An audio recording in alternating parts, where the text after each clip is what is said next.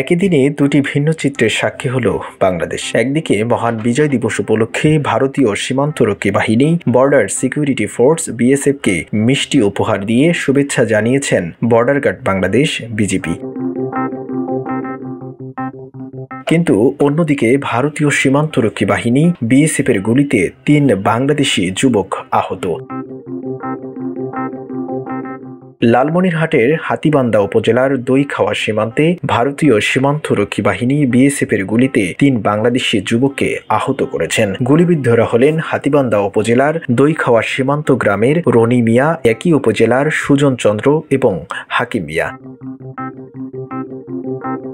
এমন ঘটনায় সামাজিক যোগাযোগ মাধ্যমে চলছে ব্যাপক সমালোচনা। বিজয় দিবস উপলক্ষে হিলি সীমান্তে ভারতীয় সীমান্তরক্ষী বাহিনীকে মিষ্টি উপহার দিয়ে বিজয় দিবসের শুভেচ্ছা জানিয়েছে বর্ডার গার্ড বাংলাদেশ বিজিবি। আজ বেলা ১১টায় সীমান্তের ২৮৫ নম্বর মেইন পিলারের ১১ নম্বর সাব পিলার সংলগ্ন চেকপোস্ট গেটের শূন্যরেখায় হিলি আইসিটি ক্যাম্প কমান্ডার সুবেদার ওয়াহিদুল ইসলাম ভারতের বিএসএফের হিলি কমান্ডার রাজেশ দেওয়ার হাতে এ মিষ্টি তুলে দেন। এ সময় বিএসএফের হিলি ক্যাম্প কমান্ডার বিএসএফকে মিষ্টি দিয়ে শুভেচ্ছা জানান।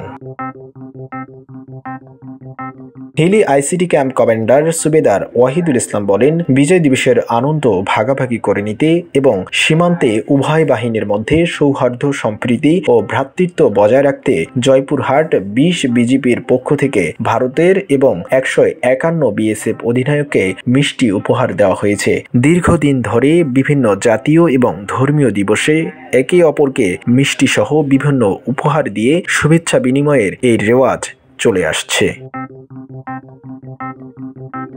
রাজনীতি সমাচার নিউজ ডেস্ক।